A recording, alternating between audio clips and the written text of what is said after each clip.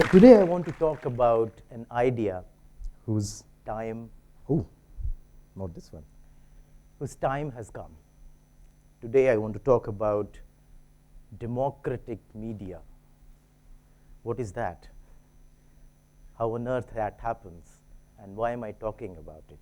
We know that democracy is linked to politics. If I talk about India, we became a democracy in 1947 when we became independent. And since then, we started deciding what's good for us. Before that, it was a king from India, from outside. They decided where the road will be built, where the hand pump will come. But that changed with 1947. I'm a journalist. But when I look at journalism, it is still very aristocratic. You'll see some pictures of these aristocrats. Very few of us decide what is news tomorrow and what is not. I worked with BBC for a long time, as Bala was saying. It was a fantastic job. It took me to fantastic places with those dark Dawood Ibrahim type glasses. We met best people in the world. We met worst people in the world. It took me to the places before they became tourist hotspots. This is a journey which I made to Chhattisgarh. I covered all the coups in South Asia, not in India because India is a democracy, all the wars, dirty ones, all the cyclones, all the flood. It was just like a vulture going from one trouble spot to another. I also covered Chhattisgarh when 76 people were killed by Maoists. I also went there when 176 got killed. But between them, between these 76 and between that 176, I was doing something else. So as a journalist, I told you a lot. I told you what happened, what was the size of the bullet, where they came from. But I myself had very little understanding of why this 76 got killed and why this 176 will get killed. I grew up in Chhattisgarh. Chhattisgarh is a small state in central India, now known for being the epicenter of India's biggest internal security threat. I'm sure you have heard about this. Our Prime Minister calls it about the Maoist problem, the Naxalite problem. As I said, I covered that as well. So BBC paid me well, paid me so well that I could decide to retire when I was 35. And I went back to Chhattisgarh. When I came out of Chhattisgarh after doing my education, it was a very, very quiet, serene, beautiful place. 44% of the state still is forest. It was created for its tribal nature. The tribal people, the Adivasis, indigenous people, they live there. But when I went back, I wanted to understand the why this place became such a violent place, why it has become the epicenter of biggest security threat. I grew up in a tribal area. I studied in a tribal school. Though we were the front benchers, but the back benches were all the tribals. And many of them have become the biggest threat, the Maoists, the Naxalites. I had interviewed them when I went as a journalist, but I was very busy. I will do one interview and then I have to go for another deadline. I want to find the best picture. We did longer films. We did documentaries. We were the first international crew to spend time with the Maoists. That was a long time back. Today it has become very fashionable. Today is the biggest story. It's a very important story. But when I went as a non-journalist, I didn't do any rocket science. The only thing I did is I sat with them. I had time, and maybe I was a bit more humane. I asked them questions like, okay, which school your daughters go, if they go at all? And the kind of answers I got made me very surprised. They told me, okay, you guys report it is a Maoist problem. It's not a Maoist problem. It's a problem of break of communication. I said, what? What are you talking about? Of course there are Maoists. There are 5 Maoists or X number of Maoists in Chhattisgarh.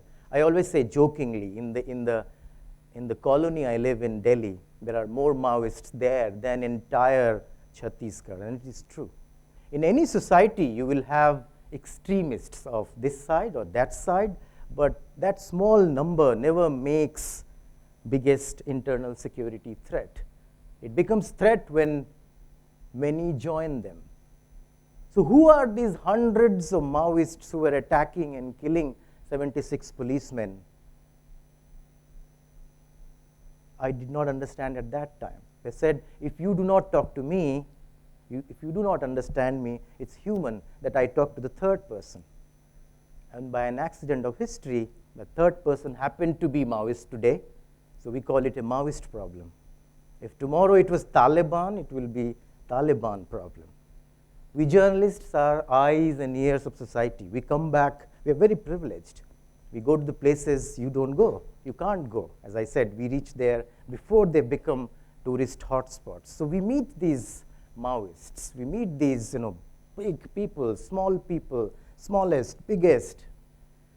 And what we come back with is called intelligence.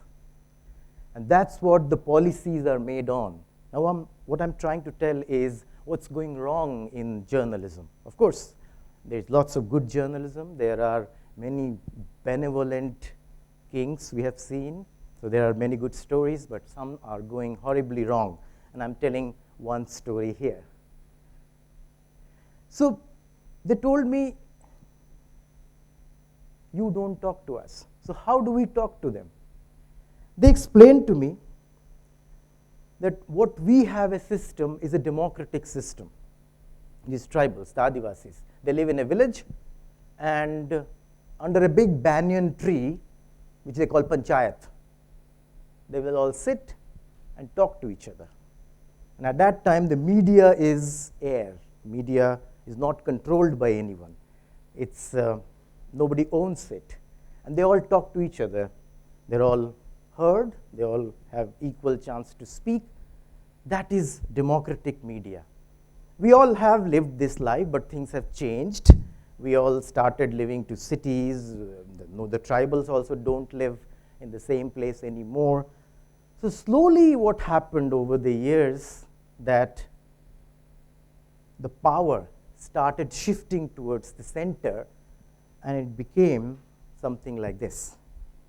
So the people live in the circle at the bottom, but it has become like a cone, and the top where all the power is concentrated, all the money is concentrated, which you can call Wall Street, you can call Bangalore, you can call city. And that money hires somebody like me and sends me down to Bastar, to Chhattisgarh, to ask those funny questions, which we call journalism. Can we change it? And which is giving us some problem. We are not understanding the problems. When we come back, we say it's a big military problem, and of course it is, part of it is military problem, but Indian government sends more and more army. I remember a joke. I was reading a book. The book, its heading is there anybody who was raped and speaks English? It's funny, there's a story behind it. There was a big rape story, and a foreign journalist went there, and he was looking for a character to talk. We do exactly the same when we report India's biggest internal security threat. I understood after talking to these tribals. What we do, we go to a village, say, does anybody speak Hindi here? Without understanding that Maoists have very creatively manufactured this class war in a classless society, and we end up talking to a small, tiny population who speaks Hindi. Now, Hindi has the same sociological meanings as English has in our mainstream society. If I'm speaking English, it means I'm from an upper class, if I can speak a Maoist language. I'm educated, I'm rich. So how we're getting it horribly wrong is by talking to there are no tribal journalists. There are 100 million tribals living in central India, 10 crore, bigger than many European countries. But there is no tribal journalist. There are no journalists to understand any of these languages. And that's what we are reporting. So we talk to the other side, the enemy of this 90%, who maybe, who require water. That's their biggest need. But when we go, we talk to this 5% who are the richer part of the Adivasis, and they say, our biggest need is honey. I come back with big headlines, and as I said, we are the eyes and ears of the nation. The policies are made that, okay, tribals need honey, and we fed them tons of honey, spending lots of money, and making this big population annoyed with us, who are getting exploited by the Maoists today, somebody else tomorrow, and that creates India's biggest internal security threat. It's very simplistic. But what is the solution? We need to what we understood is, can we go back to the same system of democratic media where people can have some control of media? And can we take help from technology? So two things we understood. We will have to democratize the media, means we'll have to involve more and more people. The number of people who are involved in media should be increased. Instead of one person talking 8 hours, can 8 persons work for 1 hour? And can we reduce the role of money? So what do we do? So we did something very revolutionary. What was that? We started a Yahoo group. I'm joking here, but this is the group which stopped a genocide in Chhattisgarh. Now, I'm not joking now. Mainstream media did not report it, but based on those reportings, which went horribly wrong, Government of India sent many militias who did horrible things. They killed many people, they raped, they burnt houses, which did not get reported, which came out in this Yahoo group with the help of some citizen journalists. Why mainstream media did not report? I will not go into those details. Let's find out what are the solutions so that those things do not happen in future. We get around 300 members a year. We are now around 2,000 people. They are from all walks of life. When they see something, they report. But as internet has very limited reach, it's in English. In Chhattisgarh, we have only 0.7% people on internet. In the nation, we have 7%. So how do we reach more people as we are talking about democratization?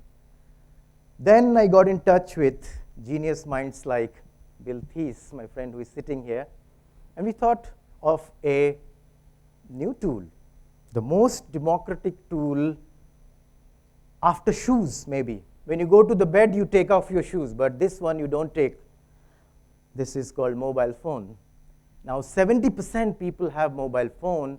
Can we somehow link a Yahoo group or an internet to mobile phone so anybody who has an issue, who speaks a language which nobody understands, which was the problem at the first place in Chhattisgarh, can report, can tell their story? So that's what we did with CGNet Swara. What we have done, it's the same story where everybody is sitting in the circle. No, they're not sitting physically in the circle. Somebody is in Dantewada in Chhattisgarh, somebody is in Bangalore, somebody is in Delhi, but we all have mobile phones. But mobile phones is one-to-one communication. It's not a tool of broadcasting anymore yet. So what we did is we put a server in the middle which is linked to a telephone number. It's very simple, where they call, where they record their messages.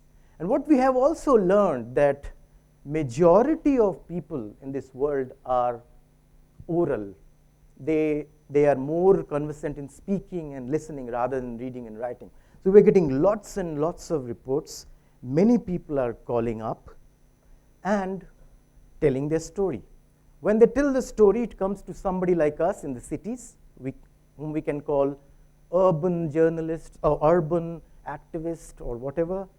We cross-check, verify, translate these stories, put it up, and sometimes media picks it up, sometimes any activist will take it to the court, somebody will take it to the secretary, and the loop gets completed. And that's how we are getting lots and lots of result. So here what's happening. The news is coming from the people and by some people like you and I, and it's going back to people. Sounds a bit familiar, isn't it? So what we need now is, I'm skipping this, so what are the challenges here? There is an experiment here in Chhattisgarh which we are very pleased with. It is giving us result. We are stopping these people from going to the Maoist hands because their problems are being heard. We are again talking to each other. We did not have a common language. Now they're telling their stories, we're hearing, and the loop is getting complete. But this voice can take us to many, many more frontiers. This could become the audio book, the Facebook Ella of poor. If we bring a bit of search, which is very difficult at the moment, it could become the search engine for the poor. It can become the Google of the poor. But can we do it? Internet today is built by all of us. But when I say all, it's only 7% in the country. To reach 93% people, we need to do this last mile connectivity with voice. And that's where we need help from all of you in technology. I'll finish with a poem by Rabindranath Tagore, our national poet. He wrote many, many, many years ago in Bangla. Amra shobai raja amaderi rajar rajotte. We are all kings in this new kingdom of democracy. The time has come, we will all have to become journalists to make that democracy better and to make a better world for tomorrow. Thank you very, very much.